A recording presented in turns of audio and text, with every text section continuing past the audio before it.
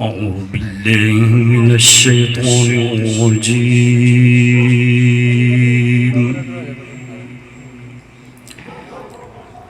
بسم الله الرحمن الرحيم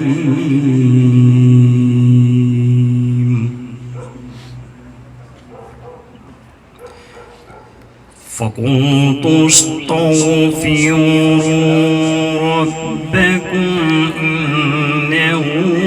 كان غفارا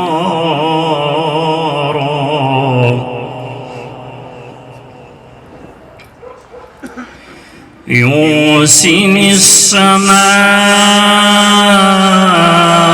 عليكم مدرارا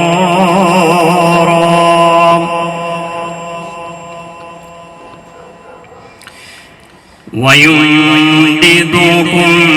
بأموال وبنين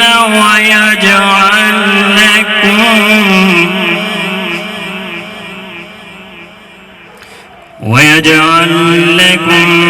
جنات ويجعل لكم أنهارا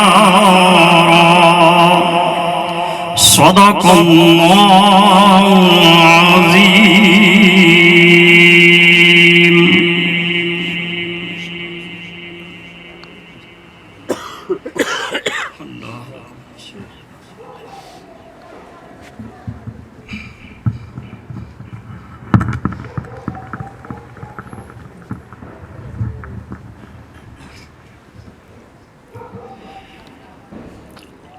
الحمد لله وكفى وسلام على عباده الذين اصطفى أما بعد فأعوذ بالله من الشيطان الرجيم بسم الله الرحمن الرحيم وللآخرة خير لك من الأولى صدق الله مولانا العظيم وصدق رسوله النبي الكريم الأمين. درود پاک ہے. الصلاة والسلام عليك يا رسول الله، الصلاة والسلام عليك يا حبيب الله،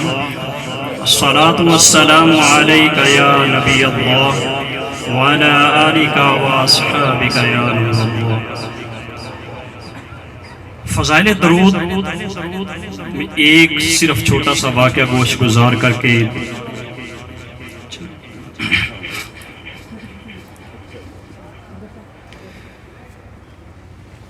حضرت مولانا مبارک رحمۃ اللہ تعالی علیہ ایک بہت بڑے فقیہ گزرے ہیں. وہ فرماتے ہیں کہ میں ایک مرتبہ مولانا مجاہد کی درسگاہ میں گیا تو مولانا مجاہد کی درسگاہ میں حضرت مولانا شبلی رحمۃ اللہ علیہ کہ جن کو بغداد کے تمام علماء اکرام دیوانہ اور مجنوں کہہ کر پکارتے تھے، وہ آئے تو مولانا مجاہد اپنی جگہ مبارک سے اٹھے، مولانا شبلی رحمۃ اللہ تعالی کے پیشانی کو بوسہ دیا، سینے سے لگایا،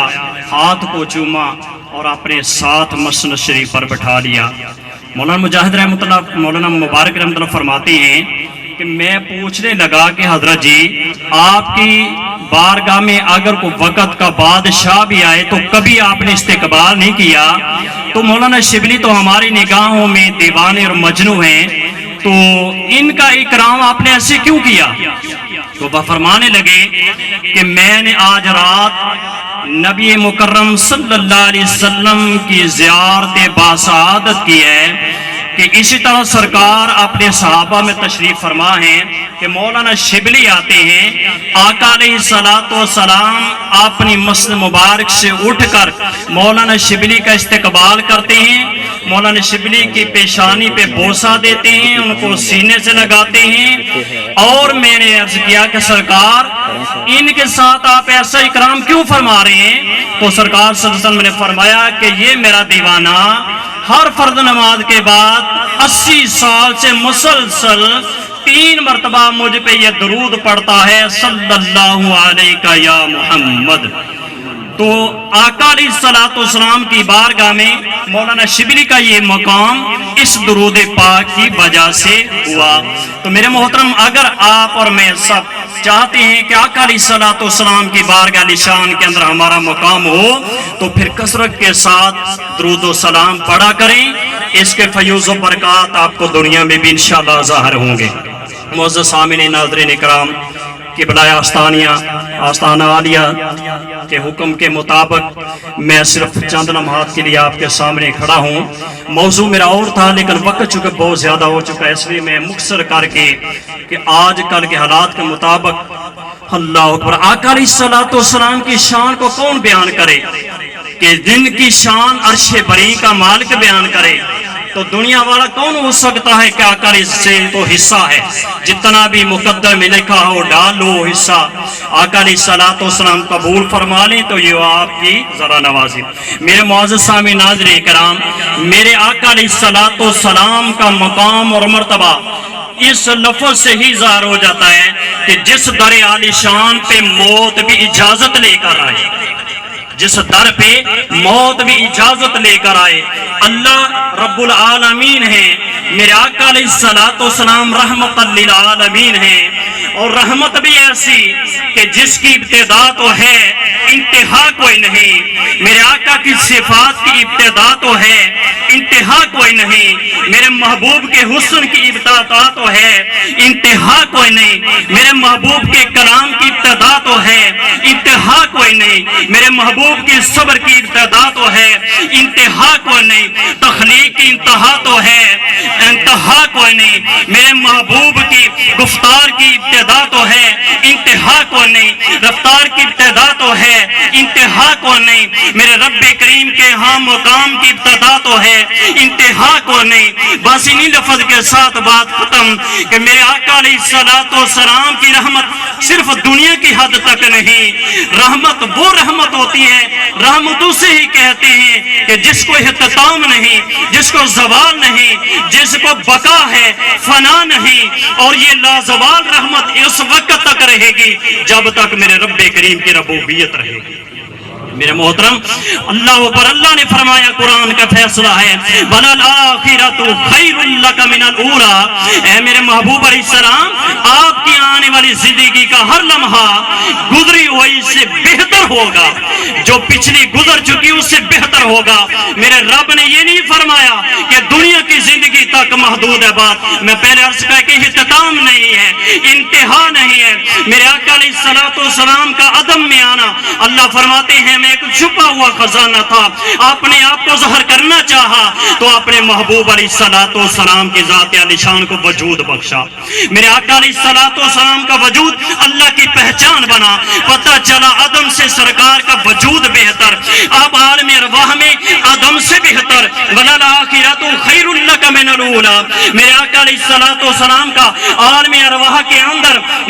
تمام انبیاء کرام کی محفل میں جلوہ فروز ہونا عالم ارواح سے بہتر، آقا علیہ الصلوۃ والسلام کا عالم ارواح سے مادری شکم کے اندر آنا عالم ارواح سے بہتر، مادری شکم سے عالم دنیا میں آنا، سجدے کی حالت میں امت کے لیے دعا کرنا یہ عالم مادری شکم سے بہتر۔ وَلَلْآخِرَةُ خَيْرٌ لَكَ مِنَ الْأُولَىٰ، محبوب گزری ہوئی زندگی سے آنے والا ہر لمحہ بہتر ہوگا۔ میرے آقا علیہ الصلوۃ والسلام کا ماں کی گود میں آنا مادری شکم سے بہتر، سرکار صلی اللہ علیہ وسلم کا گود ماں سے حلیمہ کے گھر میں جانا ماں کی گود سے بہتر، سرکار کا سیدہ حلیمہ کے در دولت سے واپس سیدہ آمنہ کے حجرہ میں آنا یہ اس سے بھی بہتر، سرکار کا لمحہ بلمحہ بہتر، یہاں تک بہتر، آنے والا ہر زندگی کا لمحہ بہتر، سرکار کا جوانی کا زمانہ بہتر، لڑکپن بچپن شباب کی زندگی سے بہتر، میرے سرکار کے جوانی کا عالم غار حرا کی زندگی اس سے بھی بہتر، غار حرا کی زندگی میں نزول قرآن سینے میں لے کر سیدہ خدیجہ کبریٰ کے حجرے میں آنا ہماری حیا کی زندگی سے بہتر، وَلَلْآخِرَةُ خَيْرٌ لَكَ مِنَ الْأُولَىٰ۔ اے میرے محبوب علیہ السلام کا اعلان نبوت آقا علیہ السلام غار حرا کی عبادت سے بھی بہتر، اعلان نبوت میں گناہگاروں کے مردہ دلوں میں اللہ کی پہچان کی نورانیت بھر دینا، یہ اس عالم اعلان نبوت سے بھی بہتر۔ اور پھر میرے آقا علیہ السلام کا غاروں میں جا جا کے رونا امت کے لیے، یہ اس سے بھی بہتر۔ غار حرا میں روئیں، اللہ اکبر، حضر میں روئیں، سفر میں روئیں، عرش پہ جاتے ہوئے روئیں، میں صدقے جاؤں ہر لمحہ بہتر۔ اور ذرا کہہ دینا چاہتا ہوں کہ میرے آقا علیہ السلام کا وقت وصال وفات مبارک کے لمحات ظاہری حیات سے بھی بہتر، وَلَلْآخِرَةُ خَيْرٌ لَكَ مِنَ الْأُولَىٰ۔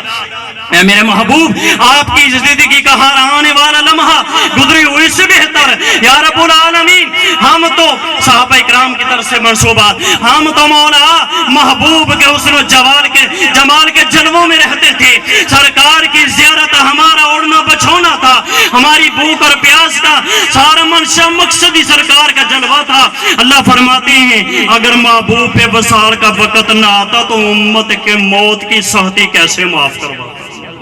اللہ اکبر، وَلَلْآخِرَةُ خَيْرٌ لَكَ مِنَ الْأُولَىٰ۔ محبوب علیہ السلام کی زندگی کا دنیا والوں میں رک کر یہ بات عرض کرنا چاہتا ہوں، آج کچھ کمینے دنیا کے ذلیل کتے کہنا کتے کی تحقیر ہوتی ہے، یقین جنین کو کوئی ایسی مخلوق نہیں جس کا میں نام منسوب کروں۔ آج جو خاکے بناتے ہیں میرے محبوب علیہ السلام کی شان میں گستاخیاں کرتے ہیں، کام ان جہلوں کو، ان نالائکوں کو، حرامزادوں کو میں پیغام دینا چاہتا ہوں اللہ کے توسل سے کہ کمینوں تم سے پہلے بھی آئے، وہ عداوت میں گرے ہوئے تھے، وہ آقا علیہ السلام کی معاذ اللہ توقیر کرنا چاہتے تھے، لیکن جس کے ذکر کو میرا رب بلند کر دے، جس کی شان میرا رب بلند کر دے، وَرَفَعْنَا لَكَ ذِكْرَكَ، انہیں کتوں کو پتہ نہیں کہ محمد عربی صلی اللہ علیہ وسلم کا ایک امتی آقا کے نام پہ جان فدا کرنے والا ہوتا ہے، ایک جان ہوتی ہے جس میں خدا کی قسم ہزاروں بھی ہو سرکار کے نام پہ قربان کر دیتے ہیں۔ اللہ اکبر، ان کو پیغام دے دے، انہیں خبر نہیں کہ حضرت عمار سولی پہ چڑھے ہیں، سولی پہ چڑھے، ابو جہل لہن کہتا ہے عمار جان بخشی کر دوں گا، اپنے مصطفیٰ کریم کا پتہ بتا دو، میں صدقے جاؤں عاشقوں کے سوال جواب پہ۔ کہتے ابو جہل عمار ایک ہی جان لے کر سولی پہ آیا ہے، ہزار بھی ہوتی تو مصطفیٰ کے نام پہ قربان کر دیتا، اور یہ میں پسند نہیں کرتا کہ میرے محبوب کے پاؤں میں کانٹا بھی چبھے عمار کی جان کے بدلے میں۔ اللہ اکبر۔ تو میرے واجب احترام بزرگوں اور دوستو، آخری بات یہ کہتا ہوں کہ ان کو پیغام دے دو کہ یہ امت مسلمہ بے شک غفلت میں پڑی ہے، بے شک کمزور ہے، جیسی بھی ہے، لیکن یہ جان دینے سے گریز نہیں کرتے، یہ جان دینے سے گریز نہیں کرتے۔ آئیے آخر میں میرے ساتھ مل کے یہ بس دو لمحات، اللہ اکبر، کہ غلام ہیں، غلام ہیں، نہیں آواز آستہ ہے اسی جوش ہے کہ یہاں بیٹھے فرانس کی دھرتی کو کانپ دے، آپ کی آواز سے کانپ اٹھے پورا کفار۔ غلام ہیں، غلام ہیں،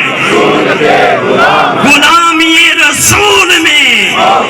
غلامی رسول میں۔ آخر دعوانا الحمدللہ۔